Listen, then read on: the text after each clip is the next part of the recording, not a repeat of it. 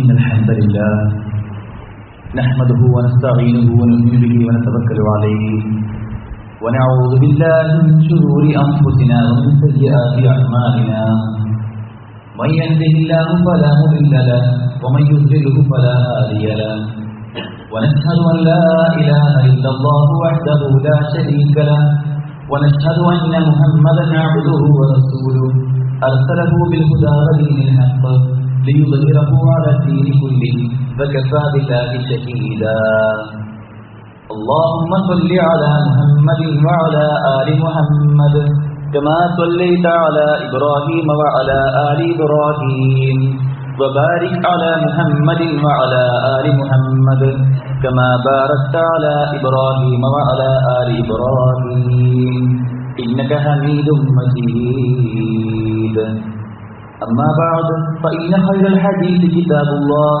وخير الهدي هدي محمد صلى الله عليه وسلم وشر الأمور محدثاتها وكل محدثة بدعة وكل بدعة ضلالة وكل ضلالة في النار.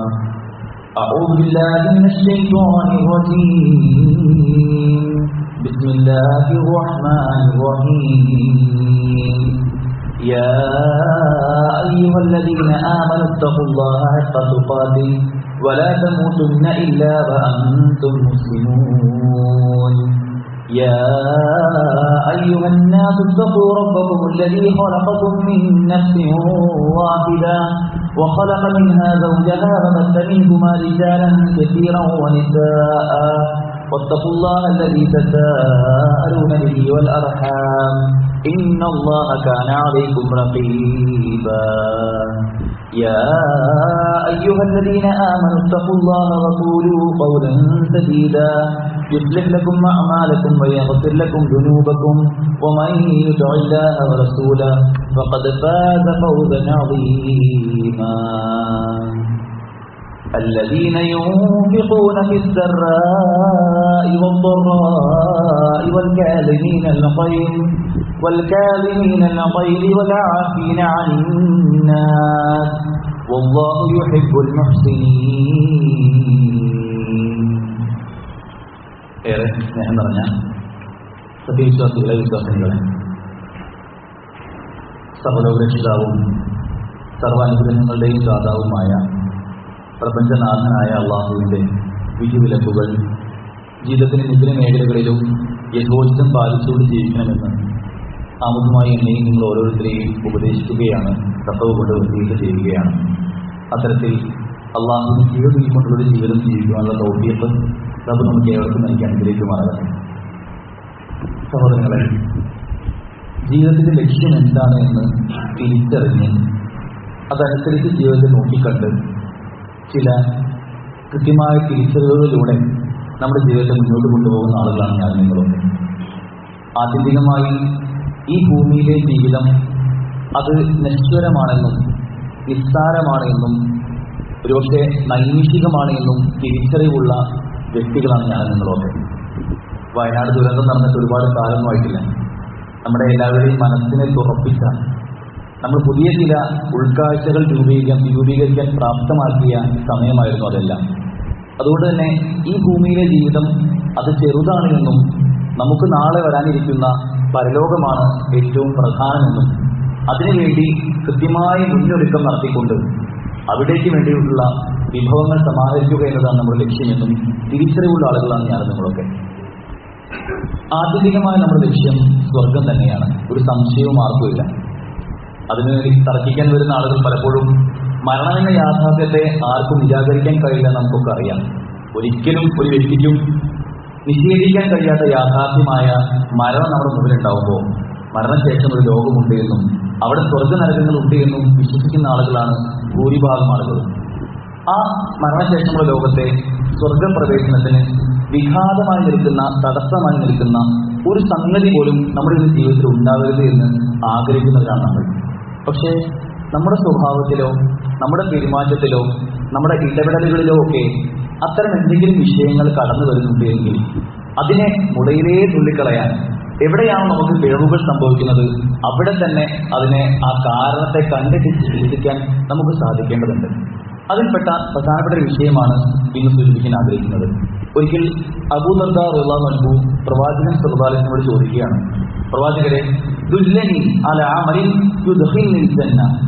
പ്രവാചകൻ, എനിക്ക് ഒരു കാര്യം അറിയിച്ചു തന്നാലും, എന്റെ സ്വർഗപ്രവേശനത്തിന് ഉപകാരപ്പെടുന്ന ഒരു കാര്യം പ്രവാചകരെ അറിയിച്ചു തന്നാലും എന്ന് പറഞ്ഞപ്പോൾ പ്രവാചകൻ സല്ലല്ലാഹു അലൈഹി വസല്ലം തിരിച്ചു കൊടുക്കുന്ന മറുപടി ലാ തഖ്ലബ് വലക്കൽ ജന്ന. ഒറ്റ വാക്കിൽ പ്രവാചകൻ സല്ലല്ലാഹു അലൈഹി വസല്ലം പറഞ്ഞ ഒരു ഹദീസാണ് ഇവിടെ പറഞ്ഞു വെച്ചത്.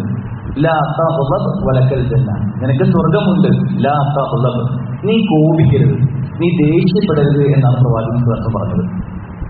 നമ്മൾ കോപിക്കുക എന്നൊരു വിഷയം, ദേഷ്യപ്പെടുക എന്നൊരു വിഷയം നമുക്ക് എത്രത്തോളം നിസ്സാരമായിട്ടാണ് നമ്മളൊക്കെ കാണുന്നുണ്ടാവുക. നമ്മുടെയൊക്കെ ജീവിതത്തിൽ ഒരിക്കൽ പോലും കോപിക്കാത്ത, ദേഷ്യപ്പെടാത്ത ആളുകളൊക്കെ വളരെ വിരളമായിട്ടുണ്ടാവുക. ഏതെങ്കിലും ഒരു സമയത്ത്, ഒരു സാഹചര്യത്തിൽ നമ്മളൊക്കെ ദേഷ്യപ്പെടുന്ന അവസ്ഥ നമുക്കൊക്കെ ഉണ്ടായിട്ടുണ്ടാവും. ആ ദേഷ്യത്തിന്റെ പ്രത്യാഘാതങ്ങൾ പലപ്പോഴും പിന്നീട് തിരിഞ്ഞ് ആലോചിച്ച് നോക്കുമ്പോൾ കുറച്ച് പ്രയാസങ്ങൾ ഉണ്ടാക്കിയിട്ടുണ്ട്. അന്ന് ദേഷ്യപ്പെടേണ്ടായിരുന്നു, ദേഷ്യപ്പെട്ട സംഭവിച്ച ഒരു വീഴ്ചയാണ് എന്നൊക്കെ ചിന്തിക്കുന്ന ആളുകളായിരിക്കും നമ്മളൊക്കെ. ആ ദേഷ്യം എന്ന, കോപം എന്ന വികാരം നമ്മുടെ സ്വർഗത്തിലേക്ക് നമ്മളെ അടുപ്പിക്കുന്നതിൽ നിന്നും തടസ്സം നിൽക്കുന്ന ഒന്നാണ് എന്ന് പറയുമ്പോൾ അതിന്റെ ഗൗരവം നമ്മൾ ചിന്തിച്ചു നോക്കണം. ആത്യന്തികമായി ഈ ഭൂമിയിൽ നമ്മൾ ജീവിക്കുന്നത്, നമ്മൾ ചെയ്യുന്ന നന്മകൾ, ഈ ജുമാക്ക് പള്ളിയിൽ വരുന്നതും ഓരോ വക്തിൽ നമസ്കരിക്കുന്നതും, നമ്മുടെ നോമ്പും നമ്മുടെ സക്കാത്തും സ്വതക്കകളും ഒക്കെ നമ്മൾ ചെയ്യുന്നത് സ്വർഗപ്രവേശനത്തിന് വേണ്ടിയാണ്. ആ സ്വർഗത്തിൽ നമുക്ക് പ്രവേശിക്കുവാൻ തടസ്സം നിൽക്കുന്ന ഒന്നാണ് നമ്മുടെ കോപമെങ്കിൽ, നമ്മുടെ ദേഷ്യമെങ്കിൽ അതിനെ കൃത്യമായി തടഞ്ഞു നിർത്താൻ നമുക്ക് സാധിക്കേണ്ടതുണ്ട്. നമുക്കറിയാം, ലൈംഗികത അതൊരു തെറ്റല്ല. ലൈംഗികമായ വിചാരങ്ങൾ നമ്മുടെ മനസ്സിലുണ്ടാവുക എന്നത് അതൊരു തെറ്റല്ല. നമ്മളത് തെറ്റാവുന്നത് എപ്പോഴാണ് തിരിച്ചറിയേണ്ടതുണ്ട്. നമുക്ക് വിഹിതമാക്കപ്പെട്ട നമ്മുടെ ഇണയുമായി നമ്മൾ ലൈംഗിക ബന്ധത്തിൽ ഏർപ്പെടുക എന്നതോ ലൈംഗികമായ വികാരങ്ങൾ ഉണ്ടാവുക എന്നതോ ഒരിക്കലും തെറ്റല്ല. അത് എപ്പോഴാണോ ഹറാമുകളിലേക്ക് പോകുന്നത്, തിന്മകളിലേക്ക് പോകുന്നത്, അള്ളാഹു നിശ്ചയിച്ച വിധിവിലക്കുകൾക്ക് അപ്പുറം ചിന്തിക്കാൻ പോകുന്നത് എപ്പോഴാണോ അപ്പോഴാണ് അത് നമുക്ക് ഒരു ഗുരുതരമായ പാപമായി മാറുന്നത്. അതുപോലെ ദേഷ്യവും ഒരു തെറ്റല്ല, കോപിക്കുക എന്നത് ഒരു തെറ്റല്ല. പക്ഷേ ആ കോപം, അത് നിമിത്തം നമുക്കുണ്ടാവുന്ന പ്രത്യാഘാതങ്ങളെ നമ്മൾ ചിന്തിക്കാതെ എടുത്തു ചാടിക്കൊണ്ട് ആ സമയത്തുണ്ടാവുന്ന വികാര വിക്ഷോഭങ്ങൾ, വലിയ രൂപത്തിലുള്ള നമ്മുടെ ദേശീയ പ്രകടനങ്ങൾ, ആ വികാരം തള്ളിച്ച പലപ്പോഴും നമുക്കുണ്ടാക്കുന്ന പ്രയാസങ്ങൾ അതൊരിക്കലും നമുക്ക് ചിന്തിക്കാൻ കഴിയുന്നതിനും അപ്പുറമായിരിക്കും. എങ്ങനെയാണ് ഈ ദേശീയത്തെ നിയന്ത്രണ വിധേയമാക്കേണ്ടത് എന്നതാണ് നാം ഗൗരവമായി ശ്രദ്ധിക്കേണ്ടത്. അബ്ദുല്ലാഹി ഇബ്നു അംർ റളിയല്ലാഹു അൻഹു ഒരിക്കൽ പ്രവാചകനോട് ചോദിക്കുന്നുണ്ട്,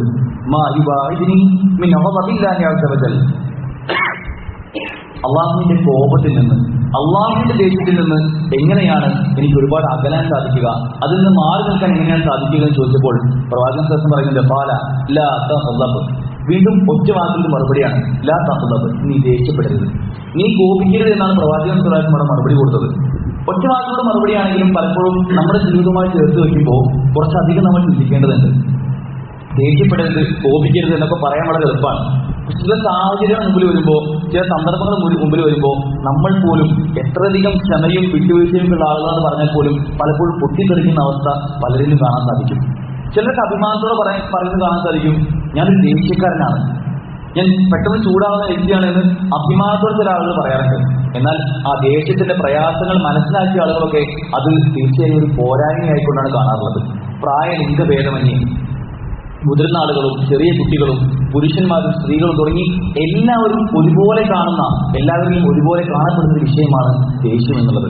അതിന് ഒരു സുപ്പീരിയർ ആവണമെന്നോ ഇൻഫീരിയർ ആവണമെന്നോ ഒരു നിർബന്ധമില്ല. ആർക്കും എപ്പോഴും കടന്നു വരാവുന്ന ഒരു വികാരമാണ്. ഇഷ്ടമില്ലാത്തൊരു സംഗതി കാണുമ്പോൾ, അല്ലെങ്കിൽ താല്പര്യമില്ലാത്തൊരു സംഗതി നമ്മൾ കേൾക്കുമ്പോൾ, നമുക്ക് അപ്രതീക്ഷിതമായ ചില കാര്യങ്ങൾ സംഭവിക്കുമ്പോഴൊക്കെ നമുക്ക് ദേഷ്യം എന്ന ഈ വൈകാരികത ഉണ്ടാവും എന്നുള്ളതാണ്. പക്ഷെ പലപ്പോഴും നേരത്തെ പറഞ്ഞതുപോലെ ഇതിന്റെ പ്രത്യാഘാതങ്ങളായിട്ടുള്ള ഒന്നും ചിന്തിക്കാതെ ആ സമയത്ത് എടുത്തു ചാടിക്കൊണ്ട് പല വിഷയങ്ങളും സംഭവിച്ചുകൊണ്ടിരിക്കുകയാണ്. ഈ ദേഷ്യം, അതിന്റെ വികാരത്തിന്റെ ഒരു തള്ളീച്ച കാരണം അതിലൂടെ ഉണ്ടാകുന്ന പ്രയാസങ്ങൾ പലപ്പോഴും കുടുംബ ബന്ധങ്ങൾ വരെ വിച്ഛേദിക്കാൻ കാരണമാവുന്ന ഒരു വിഷയമാണ് ദേഷ്യം എന്നുള്ളത്. സമൂഹത്തിൽ തന്നെ, ഒരു നാട്ടിൽ തന്നെ പല പ്രത്യാഘാതങ്ങൾ ഉണ്ടാക്കാവുന്ന, പലപ്പോഴും തലമുറകളിലൂടെ തന്നെ കൈമാറ്റം ചെയ്യപ്പെട്ടുകൊണ്ട് ആ ദേഷ്യങ്ങൾ മുന്നോട്ട് പോകുന്ന കാഴ്ച കാണാൻ കഴിയും. ചില പ്രതികാര മനസ്സ്, ചിലപ്പോൾ ഉണ്ടാകുന്ന ചില പ്രതികാരത്തിന്റെ മനസ്സ്, അത് പലപ്പോഴും പല സമൂഹങ്ങൾ തമ്മിൽ ജാഹിലിയത്തിലൊക്കെ യുദ്ധങ്ങൾ ഉണ്ടാക്കി നമ്മുടെ ചരിത്രത്തിൽ വായിച്ചിട്ടുണ്ടാവും. ജാഹിലിയത്തിലേക്കൊന്നും പോകണ്ട, നമ്മുടെയൊക്കെ കുടുംബങ്ങളും അയൽപക്കങ്ങളും ആലോചിച്ച് നോക്കുമ്പോൾ എവിടെയെങ്കിലുമൊക്കെ ചില സംസാരങ്ങൾ പണ്ടെപ്പോഴോ ഉണ്ടായ കാര്യത്തിൽ എടുത്തു വെച്ചുകൊണ്ട് ഇപ്പോഴും ആ ദേഷ്യം പരസ്പരം പ്രകടിപ്പിക്കുന്ന ആ ഒരു പ്രതികാര ദാഹത്തോടു കൂടി നടക്കുന്ന ചില ആളുകൾ നമുക്ക് കാണാൻ സാധിക്കും. ആ ശത്രുതാ മനോഭാവം ഉണ്ടാവുന്നത് പലപ്പോഴും നിസ്സാരമായ ഏതെങ്കിലും ഒരു സമയത്ത് നമ്മുടെ കഴുത്തിലുണ്ടായ ചില വീഴ്ചകളിലൂടെ ആയിരിക്കാം. പണ്ഡിതന്മാർ പറയുന്നത് ദൂരവ്യാപകമായ നാശങ്ങളുടെ കവാടങ്ങൾ തുറക്കാനുള്ള താക്കോലാണ് യഥാർത്ഥത്തിൽ കോപം എന്നുള്ളത്.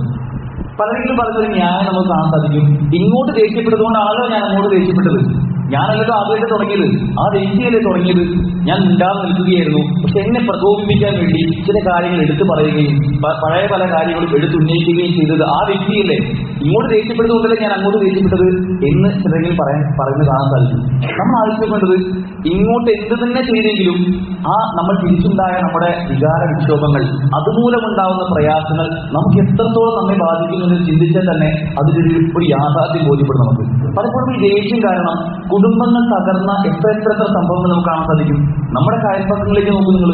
അയൽപ്പക്ക ബന്ധങ്ങൾ പോയിട്ട് ഉപ്പയും ഉമ്മയും തമ്മിലുള്ള ബന്ധം, ജ്യേഷ്ഠാനുജന്മാർ തമ്മിലുള്ള ബന്ധം, അല്ലെങ്കിൽ ബിസിനസ്സിൽ പാർട്ട്നേഴ്സ് ആയിട്ടുള്ള ആളുകൾ തമ്മിലുള്ള ബന്ധം, സ്കൂളിൽ കുട്ടികൾ തമ്മിലുള്ള ബന്ധം, ഇതൊക്കെ ഏതെങ്കിലും നൈമിഷികമായ ഒരു സമയത്തുണ്ടാകുന്ന ചില വികാരങ്ങളുടെ തള്ളിച്ച കാരണം പൊട്ടിപ്പോയ ചില ബന്ധങ്ങളാണ്. പലപ്പോഴും വാക്കാലോ പ്രവർത്തിയാലോ ചിലരെങ്കിലും ദേഷ്യപ്പെടുന്ന സമയത്ത് തങ്ങളുടെ വാക്കുകളെ നിയന്ത്രിക്കാൻ സാധിക്കാതെ അനാവശ്യമായ വാക്കുകൾ പറയുന്ന, ചീത്ത വിളിക്കുന്ന, മോശം വാക്കുകൾ പ്രയോഗിക്കുന്ന, ആ മോശം വാക്കുകൾ പിന്നീട് പ്രവൃത്തിയിലേക്ക് എത്തിക്കൊണ്ട് പരസ്പരം തമ്മിലടിക്കുന്ന പല കാഴ്ചകളും കാണാൻ സാധിക്കും. കുട്ടികൾക്കിടയിലാണെങ്കിൽ സ്കൂളിൽ തല്ലുകൾ വളരെ ട്രെൻഡായിക്കൊണ്ടിരിക്കുകയാണ്. പലപ്പോഴും കുട്ടികൾ ബാറ്റുകൾ തമ്മിൽ തല്ലിക്കൊണ്ടിരിക്കുകയാണ്. അതിന് പലപ്പോഴും ആയുധങ്ങൾ ഉപയോഗിക്കുന്ന, അതും ഒരു ട്രെൻഡായി സോഷ്യൽ മീഡിയ റീൽസുകൾ നടത്തുന്ന ഒരു കാഴ്ച കാണാൻ സാധിക്കും. ഇങ്ങനെ പലപ്പോഴും ഈ ദേഷ്യപ്പെടുന്ന ആളുകൾക്ക് അവർക്കുണ്ടാവുന്ന, അവരെ സ്നേഹിക്കപ്പെടുന്ന ആളുകളുടെ എണ്ണം കുറഞ്ഞുകൊണ്ടേയിരിക്കുമെന്ന കാര്യം അവർ തിരിച്ചറിയുന്നില്ല. ആ ഒരു സമയത്ത് ദേഷ്യങ്ങൾ പ്രകടിപ്പിക്കുമ്പോൾ അത് കാണുന്ന കുറെ ആളുകൾ ചുറ്റുപാടുണ്ടാവും. അവർ ചിന്തിക്കുക സ്വാഭാവികമായിട്ടും അയാൾ ദേഷ്യക്കാരനാണ്, അയാളോട് പറഞ്ഞിട്ട് കാര്യമില്ല, എന്ത് പറയുമ്പോൾ ദേഷ്യപ്പെടുന്ന ചൂടാവുന്ന വ്യക്തിയാണ് എന്ന് പറഞ്ഞ് ഇയാളെ സ്നേഹിക്കുന്ന ആളുകളുടെ എണ്ണം കുറഞ്ഞു വരുമെന്ന് അവർ ചിന്തിക്കുന്നില്ല. മറ്റൊരു വിഷയം, പലപ്പോഴും ഈ ദേഷ്യപ്പെടുന്ന സമയത്ത് എടുക്കുന്ന തീരുമാനങ്ങൾ ഭൂരിഭാഗം തീരുമാനങ്ങളും തെറ്റായ തീരുമാനങ്ങളായിരിക്കും എന്നുള്ളതാണ്. ആ ദേഷ്യത്തിന്റെ ഒരു അവസ്ഥയിൽ ഒരു ഹൈപ്പർ ആക്റ്റീവ് സ്റ്റേജിൽ നിൽക്കുമ്പോൾ സ്വാഭാവികമായിട്ട് നമുക്ക് ചിന്തിച്ചുകൊണ്ട്, ആലോചിച്ചുകൊണ്ട്, ഒരു വിഷയത്തിന്റെ അപ്പുറവും ഇപ്പുറവും ചിന്തിച്ചുകൊണ്ട് നമുക്ക് തീരുമാനം എടുക്കാൻ സാധിക്കില്ല. അപ്പോൾ എടുക്കുന്ന തീരുമാനവും അതോട് പറഞ്ഞു പോയി കഴിഞ്ഞാൽ അതൊരു തീരുമാനമായിട്ട് മുന്നോട്ട് പോവാണ്. ആ തീരുമാനങ്ങൾ പലപ്പോഴും വലിയ പ്രയാസങ്ങൾ, സാമ്പത്തികമായിട്ടും ഒക്കെ വലിയ പ്രയാസങ്ങൾ ഉണ്ടാക്കിയ ചരിത്രം കാണാൻ സാധിക്കും. അതുപോലെ പല ആളുകളും ഈ ദേഷ്യപ്പെടുന്ന ആളുകളോട് ബന്ധപ്പെടാൻ, സംസാരിക്കാൻ മടിക്കുമെന്നുള്ളതാണ്. ഒരു വ്യക്തി നിരന്തരം ദേഷ്യപ്പെടുന്ന അത്തരം സ്വഭാവമുള്ള പ്രകൃതമുള്ള ഒരാളാണെങ്കിൽ അയാളുടെ കുടുംബത്തിലേക്ക് നല്ലൊരു കുടുംബം, ഒരു കല്യാണാലോചന വരുമോ എന്ന് പോലും നമുക്ക് ചിന്തിച്ചു നോക്കിയാൽ മനസ്സിലാക്കാൻ സാധിക്കും. അതുപോലെ ഈ ദേഷ്യപ്പെടുന്ന വ്യക്തി ഒരിക്കലും മറ്റൊരാളിൽ നിന്നും ഒരു ഉപദേശം സ്വീകരിക്കുകയേയില്ല. ഞാൻ പറയുന്നത് മാത്രമാണ് ശരിയെന്ന് ചിന്തിക്കുന്ന ആളുകളായിരിക്കും പലപ്പോഴും അത്തരം ആളുകൾ. അവർ മറ്റുള്ളവർ, പ്രത്യേകിച്ച് തങ്ങൾക്ക് താഴെയുള്ള ആളുകൾ, ഇപ്പൊ ഉപ്പയാണ് ദേഷ്യപ്പെടുന്നതെങ്കിൽ മക്കൾ പറയുന്ന ഒരു വർത്തമാനം കേൾക്കാൻ പോലും കൂട്ടാതിരിയില്ല. ഉപ്പ ദേഷ്യപ്പെടുമ്പോൾ ഉമ്മ എന്തെങ്കിലും അത് തണുപ്പിക്കാൻ വേണ്ടി പറയുമ്പോൾ ആ സംസാരം കേൾക്കാൻ പോലും തയ്യാറാവുന്ന സാഹചര്യം നമുക്ക് കാണാൻ സാധിക്കും. അതുപോലെ ഇത്തരത്തിൽ ദേഷ്യപ്പെടുന്ന ആളുകൾക്ക് പലപ്പോഴും ശാരീരികമായ പല പ്രയാസങ്ങളും ഉണ്ടാവും. രക്തസമ്മർദ്ദം വർദ്ധിക്കുന്ന അവസ്ഥ, ബി.പി കൂടുന്നത് ഇത്തരം ദേഷ്യപ്പെടുന്ന ആളുകൾക്കാണ്. ഈ ബി.പി കൂടുന്നത് കാരണം പലപ്പോഴും സ്ട്രോക്കിലേക്ക് പോകുന്ന, ഹാർട്ട് അറ്റാക്കുകൾ ഉണ്ടാകുന്ന, ശാരീരികമായ അത്തരത്തിലുള്ള പ്രയാസങ്ങൾ എപ്പോഴും ഉണ്ടായേക്കാവുന്ന സാഹചര്യത്തിലേക്ക് അത്തരം ആളുകൾ എത്തുമെന്നുള്ളതാണ്. ഈ പറഞ്ഞതിലേക്ക് ഒരു ചുരുക്കം, ദേഷ്യം എന്ന ഒരു വികാരം ഇത് അതിന്റെ തുടക്കം മുതൽ ഒടുക്കം വരെ നമുക്ക് നഷ്ടങ്ങൾ മാത്രം സമ്മാനിക്കുന്ന ഒന്നാണ് എന്ന് നാം തിരിച്ചറിയേണ്ടതുണ്ട്. എങ്ങനെയെങ്കിലും നമുക്ക് ഇത്തരം വികാരങ്ങൾ വരുമ്പോൾ അതിനെ നിയന്ത്രിക്കാൻ നമുക്ക് സാധിക്കേണ്ടതുണ്ട്. ഇമാം ഗസാലി റഹിമഹുല്ലാഹ് പറയുന്നുണ്ട്, എന്താണ് ഗളബ്, എന്താണ് കോപം എന്ന് പറയുമ്പോൾ അദ്ദേഹം അതിന് കൊടുക്കുന്ന മറുപടി പ്രതികാരത്തിന്റെ രക്തത്തിളപ്പാണ് കോപം എന്നുള്ളതാണ്. എന്തെങ്കിലും വിഷയത്തിൽ നമുക്ക് ദേഷ്യമുണ്ടെങ്കിൽ, ഒരു വികാരമുണ്ടെങ്കിൽ അതിനൊരു പ്രതികാരമായി കണ്ടുകൊണ്ട് അതിനുള്ള രക്തത്തിളപ്പായിക്കൊണ്ടാണ് ഈ കോപത്തിനെ അദ്ദേഹം വീക്ഷിച്ചിട്ടുള്ളത്. നമ്മൾ ആലോചിക്കണം, പലപ്പോഴും ഇതൊക്കെ കേൾക്കുമ്പോൾ നമ്മൾ ചിന്തിക്കുന്നുണ്ടാവും, ഞാൻ അങ്ങനെ ദേഷ്യപ്പെടാനുള്ള ലഭിക്കുന്നതല്ല. ഇടയ്ക്കൊക്കെ ദേഷ്യം വരും. അത് കുടുംബത്തിലാണെങ്കിലും ഭാര്യയോട് സംസാരിക്കുമ്പോഴോ, മക്കളോട് സംസാരിക്കുമ്പോഴോ, നമ്മുടെ സഹപാഠികളുമായിട്ടോ അല്ലെങ്കിൽ സഹപ്രവർത്തകരുമായിട്ട് സംസാരിക്കുമ്പോഴോ ഇടയ്ക്ക് ദേഷ്യം വരും. അതൊന്ന് പ്രകടിപ്പിക്കും. അതല്ലാതെ എപ്പോഴും ദേഷ്യപ്പെടുന്ന ആളെന്നല്ല ഞാൻ, എത്ര വേരിയേഷനൊക്കെ ഉണ്ടാവും എന്നൊക്കെ പറഞ്ഞ് ന്യായീകരണം പലപ്പോൾ നമുക്കൊക്കെ പറയാനുണ്ടാവും. സഹോദരങ്ങളെ, ആരും ഒരു ദേഷ്യക്കാരനാവണം എന്ന് ചിന്തിച്ചുകൊണ്ട് നല്ല ദേഷ്യപ്പെടുന്നത് പലപ്പോഴും ആ സാഹചര്യത്തെ പ്രതിരോധിക്കാൻ കഴിയാതെ പോകുന്ന, അല്ലെങ്കിൽ എന്താണ് ആ സമയത്ത് പ്രതികരിക്കേണ്ടത് എന്ന് ചിന്തിക്കാൻ കഴിയാത്ത അവസ്ഥയിലാണ് പലപ്പോഴും ദേഷ്യക്കാരായ ആളുകൾ ഉണ്ടായി വരുന്നത്. അത് ഇടയ്ക്കിടയ്ക്ക് ദൈർഘ്യം കൂടി വരുമ്പോൾ നമ്മൾ ഒരു ദേഷ്യക്കാരനായി മുദ്രകുത്തപ്പെടുമെന്നുള്ളതാണ്. അതുകൊണ്ട് നമ്മുടെ ജീവിതത്തിലേക്ക് ഈ ദേഷ്യം എന്ന വികാരം കടന്നു വരുന്നുണ്ടെങ്കിൽ അതിനെ കൃത്യമായി പ്രതിരോധിക്കാനും തിരിച്ചറിയാനും സാധിക്കേണ്ടതുണ്ട്. എന്തൊക്കെയാണ് ഈ ദേഷ്യത്തിന്റെ കാരണങ്ങളായി നമുക്ക് കാണാൻ സാധിക്കുക? ഒന്ന്, ഏറ്റവും പ്രധാനമായിട്ടുള്ളത് പലപ്പോഴും അപ്രതീക്ഷിതമായ നമുക്ക് ഇഷ്ടമില്ലാത്ത ചില കാര്യങ്ങൾ കാണുമ്പോഴാണ് ദേഷ്യം നമുക്ക് ഉണ്ടാവുക. വീട്ടിലോ അല്ലെങ്കിൽ നമ്മുടെ കുടുംബത്തിലോ ഓഫീസിലോ ഒക്കെ നമ്മൾ ഇടപെടുന്ന സമയത്ത് എന്തെങ്കിലും നമുക്ക് കാണാൻ ഇഷ്ടമില്ലാത്ത, നമുക്ക് താല്പര്യമില്ലാത്ത ചില കാര്യങ്ങൾ കാണുമ്പോൾ ദേഷ്യം പെട്ടെന്നുണ്ടാവും. നമ്മൾ അറിയേണ്ടത് അങ്ങനെ നമുക്ക് ഇഷ്ടമില്ലാത്തൊരു കാര്യം കാണുമ്പോൾ ദേഷ്യം വരുമെന്ന് തോന്നുന്നുണ്ടെങ്കിൽ ആ കാര്യം കാണുമ്പോൾ തന്നെ തീരുമാനിക്കുക, എനിക്ക് ദേഷ്യം വരാൻ സാധ്യതയുണ്ട്, അതുകൊണ്ട് ഈ സമയത്ത് ഞാൻ ദേഷ്യപ്പെടുകയില്ല എന്ന് നേരത്തെ തീരുമാനിക്കുകയാണെങ്കിൽ ആ വ്യക്തിക്ക് അതിൽ നിന്ന് മാറാൻ സാധിക്കും. രണ്ടാമതായിക്കൊണ്ട് ചില തെറ്റുകൾ കാണുമ്പോഴാണ് നമുക്ക് ദേഷ്യപ്പെടാം. വീട്ടിലെ സാഹചര്യം ആലോചിക്കാൻ മതി. മക്കൾ എന്തെങ്കിലുമൊക്കെ തെറ്റുകൾ ചെയ്യുമ്പോൾ, ഭാര്യ എന്തെങ്കിലും തെറ്റ് ചെയ്യുമ്പോൾ ദേഷ്യപ്പെടുന്ന ഭർത്താക്കന്മാരുണ്ടാവും. അല്ലെങ്കിൽ പരസ്പരം ബിസിനസ് പാർട്ട്നേഴ്സ് ഒക്കെ എന്തെങ്കിലും തെറ്റ് ചെയ്യുമ്പോൾ ദേഷ്യപ്പെടുന്ന ആളുകളുണ്ടാവും. അവിടെ നമ്മൾ ചിന്തിക്കേണ്ടത് ആ തെറ്റിനെ എത്രത്തോളം ഗൗരവത്തിൽ നമ്മൾ കാണുന്നുവോ ആ ഗൗരവം നമ്മുടെ ദേഷ്യത്തിനും ഉണ്ടാവും എന്നുള്ളതാണ്.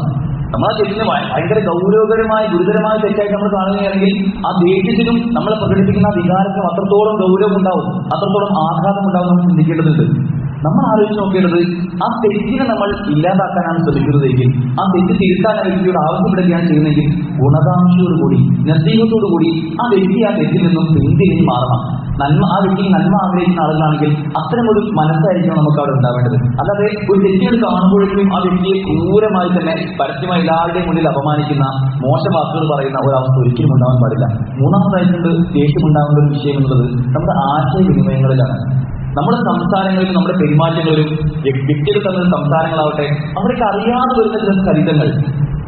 രണ്ടു കൂട്ടങ്ങൾ സംസാരിക്കുമ്പോൾ ഈ സംസാരത്തിനിടയിൽ ആദ്യം നോർമലായി സംസാരിക്കുകയായിരുന്നു, പക്ഷേ ഈ സംസാരം മുന്നോട്ട് പോകുമ്പോൾ എന്തോ ഒരു ചെറിയ വാക്കുപിഴ ആ വ്യക്തിയുടെ ഭാഗത്ത് സംഭവിച്ചു പോയിട്ടുണ്ടെങ്കിൽ ആ വ്യക്തി പിന്നീട് തിരിച്ച് മറ്റേ വ്യക്തി എടുക്കുക, എന്നാൽ നീ അങ്ങനെ പറഞ്ഞില്ലേ എന്ന് പറഞ്ഞാൽ തുടങ്ങുക.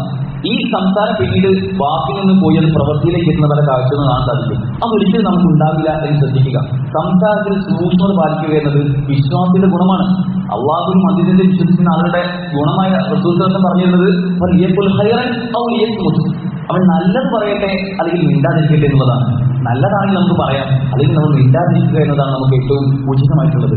മറ്റൊരു വിഷയം ദേഷ്യം വരാനുള്ള കാരണം എന്തെങ്കിലുമൊക്കെ കൂടുതൽ ശ്രദ്ധിച്ചുകൊണ്ടിരിക്കുമ്പോഴാണ്. പലപ്പോഴും വീട്ടിൽ ഉമ്മമാർ അടുക്കളയിൽ വളരെ തിരക്ക് പിടിച്ച് ജോലികൾ ചെയ്തുകൊണ്ടിരിക്കുന്ന സമയത്ത് കുട്ടികളോ അല്ലെങ്കിൽ ഭർത്താവോ എന്തെങ്കിലുമൊക്കെ കാര്യം കൊണ്ട് വരുമ്പോൾ പലപ്പോഴും പെട്ടെന്ന് ദേഷ്യപ്പെടാറുണ്ട്. നമ്മൾ അത്രത്തോളം സൂക്ഷ്മമായ ആ കാര്യം ചെയ്യുന്നതുകൊണ്ടാണ് ആ സമയം ദേഷ്യം വരുന്നത്. ഈ ഭർത്താക്കന്മാർ അല്ലെങ്കിൽ ഉപ്പമാരെ കാര്യം ആലോചിക്കാൻ ഡ്രൈവ് ചെയ്യുമ്പോൾ പലപ്പോഴും ഈ ദേഷ്യം കാണാൻ സാധിക്കുന്നത്. നമ്മൾ അത്രയും സൂക്ഷ്മമായിട്ടാണ് നമ്മൾ നമ്മുടെ വണ്ടി ഡ്രൈവ് ചെയ്യുക. ഈ സമയത്ത് എതിരെ വരുന്ന വ്യക്തി എന്തെങ്കിലും ഒരു അബദ്ധം കാണിച്ചു കഴിഞ്ഞാൽ നമുക്ക് പെട്ടെന്ന് ദേഷ്യം വരും. നമ്മൾ പറയുന്ന വാക്കുകളൊന്നും നമ്മൾ ചിന്തിക്കുക പോലും ഉണ്ടാവില്ല. പലപ്പോഴും പല ചെറികളും മോശം വാക്കുകളൊക്കെ പറഞ്ഞു പോയിട്ടുണ്ടാവും. ഇതും നമ്മൾ ഗൗരവത്തിൽ കാണേണ്ടതാണ്. നമ്മൾ ആലോചിക്കേണ്ടത് നമുക്കെതിരെ അല്ലെങ്കിൽ ആ സമയത്ത് നമ്മൾ ദേഷ്യപ്പെടുന്ന ആ വ്യക്തിക്കും പറയാൻ 100,000 കാരണങ്ങളുണ്ടാവും. ആ വ്യക്തിയുടെ പാസ്റ്റോ, എവിടെ നിന്നാണ് വ്യക്തി വരുന്നത്, എന്താണ് വ്യക്തിയുടെ സാഹചര്യം, ആ വ്യക്തിയുടെ ഹിസ്റ്ററി എന്താണെന്ന് ചിന്തിക്കാതെ പലപ്പോഴും നമ്മൾ എഴുത്ത് ചാടി പല ദേഷ്യം പ്രകടിപ്പിക്കുമ്പോൾ അത് വലിയ പ്രത്യേകത ഉണ്ടാകുമെന്ന് ചിന്തിക്കേണ്ടതുണ്ട്. ഏറ്റവും അവസാന പ്രധാനപ്പെട്ട വിഷയം എന്നുള്ളത് ഒജിബാണ്. ഇതിനൊക്കെ അടിസ്ഥാന കാരണം ഒജിബ് അല്ലെങ്കിൽ താൻപോരിമ എന്നുള്ളതാണ്. ഒരു സുപ്പീരിയോറിറ്റി കോംപ്ലക്സ്. നമ്മളൊരു വ്യക്തിയുമായി ദേഷ്യപ്പെടുമ്പോൾ ഞാനാണ് വിഷയത്തിൽ ഏറ്റവും ദേഷ്യപ്പെടാൻ യോഗ്യതയുള്ള വ്യക്തി. ഈ ദേഷ്യത്തിനെതിരെ ഈ വ്യക്തി സംസാരിക്കുമ്പോൾ എനിക്ക് എന്നോട് പറയാൻ യോഗ്യതയോടെ ചിന്തിക്കുന്ന ഒരു താൻപോലും ഒരു അഹംഭാവം പലപ്പോഴും ഇത്തരം ആളുകൾ കടന്നു വരുന്നുള്ളതാണ്. നമ്മൾ ആലോചിക്കുന്നത് നമ്മൾ ഈ ഭൂമിയിൽ ജീവിക്കുന്നത്, ഞാമുഖത്തിൽ പറഞ്ഞത് അതാണ്, ഈ ഭൂമിയിൽ നമ്മൾ ജീവിക്കുന്നത് ആത്യന്തികമായി പരലോകത്ത് സ്വർഗം നേടാനാണ്. നമ്മുടെ ആത്യന്തികമായ ലക്ഷ്യം ഈ ഭൂമിയിലെ കർമ്മങ്ങളെല്ലാം അള്ളാഹു പറഞ്ഞതിനനുസരിച്ച് മാത്രം കീഴുകൊണ്ട് മുന്നോട്ട് പോവുക എന്നുള്ളതാണ്. പക്ഷെ പലപ്പോഴും ഈ വികാരങ്ങൾ വരുമ്പോൾ, ദേഷ്യമാകുന്ന വെറുപ്പാകുന്ന വികാരം നമ്മൾ മനസ്സിൽ വരുമ്പോൾ ഇതെല്ലാം നമ്മൾ മറന്നുകൊണ്ട് അപ്പോൾ നമ്മളാണ് അവിടെ ഏറ്റവും വലിയ ഇരാഹ് എന്ന ചിന്ത മനസ്സിലേക്ക് വരികയാണ്. അങ്ങനെ നമുക്ക് തോന്നുന്നതെല്ലാം ചെയ്തുകൊണ്ടിരിക്കുന്ന ആ അഹങ്കാരം നിമിത്തം, ഈ ഒജബ് കാരണം നമ്മൾ തോന്നുന്നത് ചെയ്യുന്ന ഒരവസ്ഥ കാണാൻ സാധിക്കും. ഇതെല്ലാം യഥാർത്ഥത്തിൽ നമുക്ക് പരിഹരിക്കേണ്ടതുണ്ട്. നമ്മുടെ ജീവിതത്തിൽ നമ്മൾ അറിഞ്ഞോ അറിയാതെയോ ഏറിയും കുറഞ്ഞുമൊക്കെ ഈ ദേഷ്യം വരുന്നുണ്ടെങ്കിൽ ഇതിനുള്ള പരിഹാരങ്ങളിലേക്ക് തീർച്ചയായും നാം കടന്നു വരേണ്ടതുണ്ട്. ഇതിനുവേണ്ടി ആദ്യമായി നമുക്ക് ഉണ്ടാവേണ്ട ചില തിരിച്ചറിവുകളാണ്. എന്താണ് ഇത് ഉണ്ടായാൽ എന്തെല്ലാം പ്രശ്നങ്ങൾ നമുക്ക് ഉണ്ടാവുക എന്നുള്ള ബോധ്യമാണ്, ചില ഉൾക്കാഴ്ചകൾ നമുക്ക് ഉണ്ടാവേണ്ടത്. ആദ്യമായി നമുക്ക് മനസ്സിനും ശരീരത്തിനും നഷ്ടം മാത്രമേ ഈ ദേഷ്യം ഉണ്ടാക്കുക എന്നുള്ള അടിസ്ഥാനപരമായ ചിന്ത നമുക്ക് ഉണ്ടാവണം. പലപ്പോഴും ഈ ദേഷ്യത്തിന് ഇരയായ ആളുകൾ, നമ്മൾ ദേഷ്യപ്പെട്ട് ആ ദേഷ്യത്തിന് ഇരയായ ആളുകൾ, അവരോട് പലപ്പോഴും നമുക്ക് ദേഷ്യവും പകയും അസൂയയും വെറുപ്പും ഒരു ശത്രുതയും, അവരെ എങ്ങനെയെല്ലാം നമ്മൾ താറടിച്ചു കാണാൻ ആഗ്രഹിക്കുന്നുവോ അതെല്ലാം നമ്മൾ ചെയ്യുന്ന, അവരെ പരിഹസിക്കുന്ന, പലപ്പോഴും നമ്മൾ ഈ ദേഷ്യം പകർന്നുകൊണ്ട് നമ്മുടെ മക്കളും അവരുടെ മക്കളും അങ്ങനെ പോയി തലമുറകളോളം ഈ ദേഷ്യം പോകുന്നൊരവസ്ഥ കാണാൻ സാധിക്കും. അതൊരിക്കലും ഉണ്ടാവില്ല എന്ന് ഉറപ്പിക്കാൻ നമുക്ക് സാധിക്കേണ്ടതുണ്ട്. രണ്ടാമതായിക്കൊണ്ട് ഈ ദേഷ്യം നമ്മുടെ നാവിന് സമ്മാനിക്കുന്ന വിഷയം. അതായത് ദേഷ്യപ്പെടുന്ന സമയത്ത് ഒരു വ്യക്തിയും വളരെ മാന്യമായിട്ട് നൽകിയ പെരുമാറുക. നമ്മുടെ മനസ്സിൽ എന്തെല്ലാം മോശപ്പെട്ട വാക്കുകളുണ്ടോ അതെല്ലാം പുറത്തേക്ക് വരുന്ന സമയമായിരിക്കും നമ്മൾ ദേഷ്യപ്പെടുന്ന അവസ്ഥ എന്നുള്ളത്. അതുകൊണ്ട് ആ മോശപ്പെട്ട വാക്കുകളും ചീത്തകളെയും എല്ലാം നമുക്ക് ഈ ദേഷ്യമാണ് സമ്മാനിക്കുന്ന ചിന്ത നമുക്ക് ഉണ്ടാവേണ്ടതുണ്ട്. പലപ്പോഴും എല്ലാവരും വിസ്മരിച്ചു പോകുന്ന, മറന്നു പോകുന്ന ഒരു യാഥാർത്ഥ്യം, നമ്മൾ ദേഷ്യപ്പെടുന്ന ഒരു പിതാവാണെങ്കിൽ, നമ്മൾ ദേഷ്യപ്പെടുന്ന ഒരു ഭർത്താവാണെങ്കിൽ, നമ്മൾ ദേഷ്യപ്പെടുന്ന ഒരു ഉപ്പയാണെങ്കിൽ, നമ്മളെ കണ്ടു വളരുന്ന നമ്മുടെ മക്കൾ അവിടെയുണ്ട്, അവർ വളർന്നു വരുന്നത് നമ്മൾ ചിന്തിക്കുന്നില്ല. ഈ മക്കൾ പൂർണ്ണമായും മാതൃകയാക്കുന്നത് ആ ഉപ്പയെയും ഉമ്മയെയുമാണ്. ആ ഉമ്മയും ഉപ്പയും ദേഷ്യപ്പെടുന്ന, പലപ്പോഴും ചെറിയ കാര്യങ്ങൾക്ക് പോലും വാട്ടി പിടിക്കുന്ന, വിദ്വേഷം കാണിക്കുന്ന, വെറുപ്പ് കാണിക്കുന്ന ഉമ്മയും ഉപ്പയുമാണെങ്കിൽ ഈ മക്കളും കണ്ടു വളരുന്നത് അവരുടെ സ്വഭാവത്തിലും തീർച്ചയായും സ്വാധീനിക്കപ്പെടുന്നത് ഈ വികാരങ്ങൾ തന്നെയായിരിക്കുമെന്ന് നമ്മൾ ചിന്തിക്കേണ്ടതുണ്ട്. മറ്റൊരു വിഷയം, ദേഷ്യപ്പെടും നമുക്കുണ്ടാവുന്നത് ശാരീരികമായ പ്രശ്നങ്ങളാണ്. പലപ്പോഴും ഈ അടിയും തല്ലും വക്കാടും ഒക്കെ പല പ്രയാസങ്ങൾ ഉണ്ടാക്കുന്നുണ്ട്. പലപ്പോഴും കൊലപാതകങ്ങളിലേക്ക് വരെ ഈ വിഷയം എത്തിക്കുമെന്ന് നമ്മൾ പല വാർത്തകളും പത്രമാധ്യമങ്ങളും മാത്രം നോക്കിക്കഴിഞ്ഞാൽ നമുക്ക് കാണാൻ സാധിക്കും. യഥാർത്ഥത്തിൽ ഈ വിഷയത്തിനൊക്കെ ശരിക്കും സമൂഹത്തിൽ ഇപ്പൊ പലപ്പോഴും തർക്കങ്ങൾ പരസ്പരം കൂടി അയൽവാസികൾ തമ്മിൽ, അല്ലെങ്കിൽ ജ്യേഷ്ഠാന്മാർ തമ്മിൽ, പിന്നെ ബിസിനസ് പാർട്ട്നേഴ്സ് തമ്മിൽ, ഇനി യുവാക്കളിലേക്ക് എടുത്തു നോക്കുകയാണെങ്കിൽ പല ക്ലബ്ബുകൾ തമ്മിൽ, നേരത്തെ പറഞ്ഞ പോലെ സ്കൂളിലെ കുട്ടികൾ തമ്മിൽ പരസ്പരം ബാറ്റുകൾ തമ്മിൽ തടികൂടുന്ന, അല്ലെങ്കിൽ ഫാൻ ബേസിൽ എന്തെങ്കിലും ഫുട്ബോൾ ജ്വരം വരുന്ന സമയത്ത്, ഒരു വേൾഡ് കപ്പ് വരുന്ന സമയത്ത് പലപ്പോഴും രണ്ട് ഫാൻസിന് തർക്കം കൂടുന്ന, ആ തർക്കം അടിയിലേക്ക് കലാശിക്കുന്ന ഒരു അവസ്ഥ. ഞാൻ പറഞ്ഞത് ഇങ്ങനെ നമ്മുടെയൊക്കെ ജീവിതവും ആലോചിച്ച് കഴിഞ്ഞാൽ പല രൂപത്തിൽ, ഒരുപക്ഷെ നമ്മൾ ചിന്തിക്കാൻ കഴിയാത്ത രൂപത്തിൽ നമ്മുടെയൊക്കെ രൂപത്തിൽ പിന്നെ ജീവിതത്തിലേക്ക് ഈ ദേഷ്യം കടന്നു വരുന്നുണ്ടാവും. ഈ ദേഷ്യം അടുത്തൊരു സ്റ്റെപ്പിലേക്ക് നമ്മളെ എത്തിക്കുക എന്നത് സ്വാഭാവികമായിട്ടും ലഹരിയിലേക്കും, കുത്തഴിഞ്ഞ ലൈംഗികതയിലേക്കും, ഹറാമുകളിലേക്കും ഒക്കെ ആയിരിക്കും. നാം ചിന്തിച്ചു നോക്കേണ്ടത്, ഈ ദേഷ്യം എന്ന വികാരം നമ്മുടെ മനസ്സുണ്ടാക്കുന്നത് ഒരിക്കലും നമ്മൾ ആഗ്രഹിച്ചുകൊണ്ടോ പ്രതീക്ഷിച്ചുകൊണ്ടോ താല്പര്യവും എടുത്തിയാടിക്കൊണ്ടോ ദേഷ്യപ്പെടുന്ന ആളുകളല്ല നമ്മൾ. ഈ വികാരം നമ്മുടെ മനസ്സുണ്ടാക്കുന്നത് ശൈത്വാൻ തന്നെയാണ്. 24/7 നമ്മുടെ കൂടെ തന്നെ നടക്കുന്ന, നമ്മുടെ കൂടെ ഇരിപ്പിലും നടപ്പിലും കിടപ്പിലും ഒക്കെ നമ്മുടെ കൂടെ ഉണ്ടാകുന്ന അള്ളാഹുവിന്റെ സൃഷ്ടിയാണ് ശൈത്വാൻ എന്നുള്ളത്. ആ ശൈത്വാൻ നമ്മുടെ മനസ്സിലുണ്ടാക്കുന്ന വികാരങ്ങളുമാണ് യഥാർത്ഥത്തിൽ ഈ പൈശാചികത തന്നെയാണ് ഈ ദേഷ്യം നാം തിരിച്ചറിയേണ്ടതുണ്ട്. അതുകൊണ്ട് തന്നെ ഇതിന്റെ പ്രായോഗികമായ പരിഹാരങ്ങളിലേക്ക് നാം ഓരോരുത്തരും ഇത്രയും പെട്ടെന്ന് വരണം എന്നുള്ളതാണ് സൂചിപ്പിക്കാൻ ആഗ്രഹിക്കുന്നത്. ഒന്ന്, ദേഷ്യത്തിൽ നിൽക്കുന്ന ഒരു വ്യക്തി, ആ വ്യക്തി സ്വാഭാവികമായിട്ടും ചെയ്യേണ്ടത് 5 പ്രധാനപ്പെട്ട പരിഹാരങ്ങളാണ്. ഒന്ന്, നമ്മൾ ദേഷ്യം വരുന്ന സമയം എപ്പോഴാണോ, കോപം വരുന്നത് എപ്പോഴാണോ, ആ സമയത്ത് ഇസ്തിഗ്ഫാർ ചൊല്ലുക എന്നുള്ളതാണ്.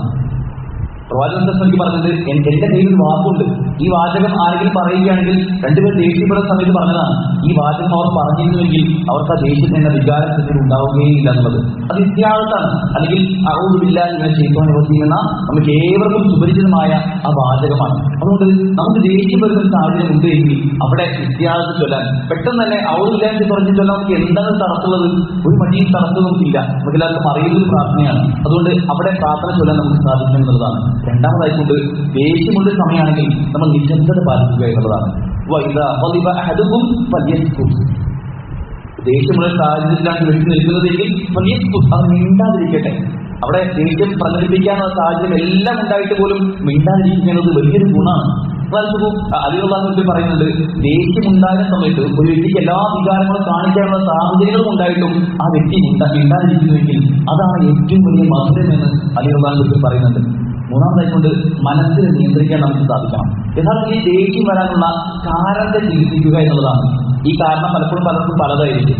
നമ്മുടെ ഉള്ളിൽ തന്നെയുള്ള അഹങ്കാരമോ, ദുരഭിമാനമോ, പരിഹാസമോ, അത്യാഗ്രഹമോ, ഇങ്ങനെ എന്തെങ്കിലും ഒരു വിഷയം കൊണ്ടായിരിക്കും നമുക്ക് ദേഷ്യം ഉണ്ടാവുക. ആ കാരണം എന്താണെന്ന് കണ്ടെത്തി അതിനെ ചികിത്സിക്കാൻ നമുക്ക് സാധിക്കണം. ഇബ്നു ഖയ്യിം റഹിമഹുല്ലാഹ് പറയുന്നത്, കോപത്തെ വിവേകത്തിന്റെ ചങ്ങല കൊണ്ട് നിങ്ങൾ കെട്ടിയിടണം എന്നുള്ളതാണ്. വിവേകമാണ് യഥാർത്ഥം നമുക്ക് ഉണ്ടാവേണ്ടത്, അല്ലാതെ വികാരമല്ല എന്ന ചിന്ത നമുക്ക് അറിയേണ്ടതുണ്ട്. നാലാമതായിക്കൊണ്ട് ആ അവസ്ഥയിൽ നിന്നും മാറിയിരിക്കുക എന്നുള്ളതാണ്. ഭയങ്കരമായ ദേഷ്യത്തിൽ ഒരു വ്യക്തി നിൽക്കുകയാണെങ്കിൽ, ആ നിൽക്കുന്ന വ്യക്തിയാണെങ്കിൽ ആ വ്യക്തി ഇരിക്കണം എന്നാണ് ഹദീസിൽ കാണാൻ സാധിക്കുന്നത്. ഇരിക്കുന്ന വ്യക്തിയാണ് ഇരിക്കുമ്പോൾ ദേഷ്യപ്പെടുന്നുണ്ടെങ്കിൽ ആ വ്യക്തി കിടക്കണം എന്നാണ് ഹദീസിൽ കാണാൻ സാധിക്കുന്നത്. മനസ്സിലാക്കും, ദേഷ്യത്തെ എങ്ങനെയെല്ലാം അടക്കാം എന്നുള്ള ഒരുപാട് കൽപ്പനകൾ പ്രവാചകൻ പറഞ്ഞിട്ടാണ്. ഇത് നേരെ തിരിച്ചാൽ കളിച്ചപ്പോൾ ഒരു വ്യക്തി കിടക്കുമ്പോൾ ദേഷ്യം വരികയാണെങ്കിൽ നേരെ എഴുന്നേറ്റിരിക്കും, ഇരിക്കുമ്പോഴും ദേഷ്യം വരികയാണെങ്കിൽ നേരെ എഴുന്നേറ്റ് നിൽക്കുമ്പോഴും ദേഷ്യം വരികയാണെങ്കിൽ ഇത് പ്രകടിപ്പിച്ചുകൊണ്ടിരിക്കുകയായിരിക്കും. ഇതിന് നേരെ തിരിച്ചൊരു ഓപ്പോസിറ്റ് ഡയറക്ഷനിലേക്കാണ് പ്രവാചകൻ സല്ലല്ലാഹു പറഞ്ഞിരുന്നത്. ദേഷ്യം വരുമ്പോൾ നിങ്ങൾ നിൽക്കുകയാണെങ്കിൽ ഇരിക്കുകയാണെങ്കിൽ കിടക്കുക എന്നുള്ളത്. അതുപോലെ തന്നെ ദേഷ്യം വരുന്ന അവസ്ഥയിലേക്ക് നമുക്ക് വുദു എടുക്കാം. വുദു എടുത്ത് പ്രാർത്ഥിച്ച് വുദു എടുക്കുകയാണ്, നീട്ടി വെച്ചിരിക്കുകയും വുദു എടുത്തു കഴിഞ്ഞാൽ ദേഷ്യത്തിന് ശമനം ഉണ്ടാകുമെന്ന് പഠിപ്പിക്കപ്പെടുന്നുണ്ട്. അവസാനമായിക്കൊണ്ട് ആത്മാർത്ഥമായി പ്രാർത്ഥിക്കുക എന്നുള്ളതാണ്. മറ്റൊരു ദേഷ്യം വരുമ്പോഴും ദേഷ്യം വരാതിരിക്കാനും ഒക്കെ എപ്പോഴെപ്പോഴും ദേഷ്യപ്പെടുന്ന വ്യക്തികളാണെങ്കിൽ രാവിലെ വൈകുന്നേരം ഒക്കെ സുബഹിക്ക് ശേഷവും അല്ലെങ്കിൽ അസറിന് ശേഷമൊക്കെയുള്ള അദ്കാർ സുബാഹും അദ്കാറും മസാദും ഒക്കെ നിരന്തരം പ്രാർത്ഥിക്കുന്ന വ്യക്തികളാണെങ്കിൽ അവർക്ക് ദേഷ്യം എന്ന വികാരം പലപ്പോഴും ഉണ്ടാവുകയില്ല എന്ന് നമുക്ക് കാണാൻ സാധിക്കും. നാം ചിന്തിക്കേണ്ടത് എന്തിനാണ് ഈ വികാരങ്ങളെ, ദേഷ്യമാവട്ടെ, വെറുപ്പാവട്ടെ, ശത്രുതയാവട്ടെ, ഈ വികാരങ്ങൾ നമ്മൾ നിയന്ത്രിക്കുന്ന എന്തിനാണ് നാം ചിന്തിച്ചു നോക്കേണ്ടതുണ്ട്. ഒന്നാമതായിക്കൊണ്ട് അള്ളാഹുവിന്റെ ഇഷ്ടവും തൃപ്തിയും ലഭിക്കാനാണ്. ദേഷ്യപ്പെടുന്നത് തടസ്സം നമുക്ക് ഉണ്ടാവില്ല. എല്ലാ സാഹചര്യങ്ങളും അനുകൂലമായിരിക്കും. ഒരുപക്ഷെ ഒരു ഉപ്പയാണെങ്കിൽ ഉപ്പ ദേഷ്യപ്പെടാൻ ആരും തിരിച്ചൊന്നും പറയുന്നുണ്ടാവില്ല. പക്ഷെ അപ്പോൾ പോലും ഞാൻ ദേഷ്യപ്പെടാതിരിക്കുന്നത് എന്തിനു വേണ്ടിയാണ് തിരിച്ചത് നമുക്ക് ഉണ്ടാവാം. ഒന്നാമതായിക്കൊണ്ട് അള്ളാഹുവിന്റെ ഇഷ്ടവും തൃപ്തിയും എനിക്ക് ലഭിക്കണമെങ്കിൽ ഈ സമയത്ത് ഞാൻ ദേഷ്യപ്പെടരുത് എന്ന ചിന്ത നമുക്ക് ഉണ്ടാവണം. രണ്ടാമതായിക്കൊണ്ട് നേരത്തെ പറഞ്ഞ അള്ളാഹുവിന്റെ കോപത്തിൽ നിന്നും രക്ഷ നേടാനും നമുക്ക് ഈ പറഞ്ഞ പോലെ നമ്മൾ ദേഷ്യപ്പെടാതിരിക്കണം. മൂന്നാമതായിക്കൊണ്ട് ദേഷ്യം പ്രകടിപ്പിക്കാനുള്ള എല്ലാ സാഹചര്യവുമുള്ള വ്യക്തി ദേഷ്യം പ്രകടിപ്പിക്കാതിരിക്കുകയാണെങ്കിൽ പരലോകത്ത് നാളെ സ്വർഗീയ ലോകത്ത് മഹത്തായ പ്രതിഫലം ലഭിക്കുമെന്ന് ഹദീസുകളിൽ കാണാൻ സാധിക്കും. ആ വ്യക്തിക്ക് സ്വർഗീയമായ ഇണകളും പദവികളും ഒക്കെ ഉയർത്തി കൊടുക്കുമെന്നുള്ളതാണ്. അതുകൊണ്ട് ഏതൊരു വ്യക്തിയും ദേഷ്യപ്പെടാനുള്ള സാഹചര്യം മുമ്പിലുണ്ടാവുമ്പോൾ ചിന്തിക്കേണ്ടത് എനിക്ക് ദേഷ്യപ്പെടാനുള്ള ഒരു പരീക്ഷണം ഇവിടെ വരുന്നുണ്ട്. ഈ പരീക്ഷണത്തിൽ ഞാൻ വിജയിക്കുകയാണെങ്കിൽ, ഇവിടെ ക്ഷമ പാലിക്കുകയാണെങ്കിൽ, വിട്ടുവീഴ്ച ചെയ്യുകയാണെങ്കിൽ എനിക്ക് ദേഷ്യത്തിൽ നിന്ന് മാറി നിൽക്കാൻ സാധിക്കും.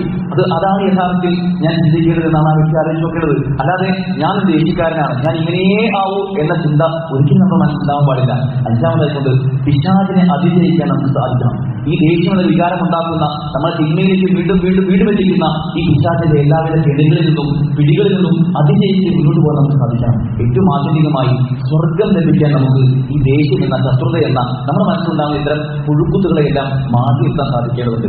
ആത്യന്തികമായി ഭൂമിയിലെ ജീവിതത്തിന്റെ ലക്ഷ്യം എന്നുള്ളത് സ്വർഗമാണെങ്കിൽ ആ സ്വർഗത്തിന് വിഘാതമായി നിൽക്കുന്ന, തടസ്സമായി നിൽക്കുന്ന എന്തെല്ലാം കാര്യങ്ങളുണ്ടോ അത് എത്ര ചെറുതായി നമ്മുടെ മനസ്സ് തോന്നുകയാണെങ്കിലും എത്ര വലുതാണെങ്കിലും അഹങ്കാരം ഒരു അണുവളവ് വ്യക്തിയുടെ മനസ്സുണ്ടെങ്കിൽ ആ വ്യക്തി സ്വർഗത്തിൽ പ്രവേശിക്കുകയില്ല. അതുപോലെ തന്നെയാണ് ദേഷ്യമുള്ള എന്നാണ് പറഞ്ഞത്. നീ ദേഷ്യപ്പെടരുത്, എങ്കിൽ നിനക്ക് സ്വർഗമുണ്ട് എന്ന് പറയുന്ന ആ കൽപ്പനയെ ഏറ്റവും ആത്മാർത്ഥമായി എടുക്കുവാനും എത്ര നിസ്സാരമായ സാഹചര്യമായിക്കോട്ടെ നമ്മൾ ജീവിതത്തിൽ ഏതേത് സാഹചര്യത്തിൽ മുന്നോട്ട് പോകുമ്പോഴും ഭാവിയിലൊക്കെ നമുക്ക് ഉണ്ടാകുന്ന ഈ വികാരത്തെ കൃത്യമായി അടക്കി നിർത്താൻ നമുക്ക് സാധിക്കേണ്ടത് അല്ലാഹുവിന്റെ തൗഫീഖ് നമുക്ക് നൽകട്ടെ.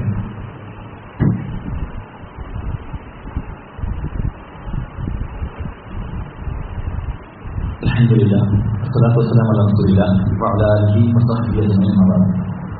സഹോദരങ്ങളെ, ജീവിതത്തിന്റെ ലക്ഷ്യത്തെ വിസ്മരിക്കാതെ സ്വർഗീയമായ ആ അനുഭൂതികളാണ് നമ്മുടെ ആത്യന്തികമായ ലക്ഷ്യമെന്ന് തിരിച്ചറിഞ്ഞുകൊണ്ട് അതിന് തടസ്സം നിൽക്കുന്ന എല്ലാ വിഷയങ്ങളെയും ഗൗരവത്തോടുകൂടി തന്നെ കണ്ട് ഇതിപ്പോ ദേഷ്യല്ലേ എന്നൊക്കെ പറഞ്ഞ് നിസ്സാരമാക്കാതെ നമ്മുടെ ജീവിതവുമായി ബന്ധപ്പെട്ട് ഏതെല്ലാം കാര്യങ്ങളാണോ കാരണങ്ങളാണോ അതിനെ തടസ്സം നിൽക്കുന്നത് അതിനെ പൂർണ്ണമായും ഇല്ലാതാക്കാനുള്ള ശ്രദ്ധയും ജാഗ്രതയും നമുക്കുണ്ടാവേണ്ടതുണ്ട്.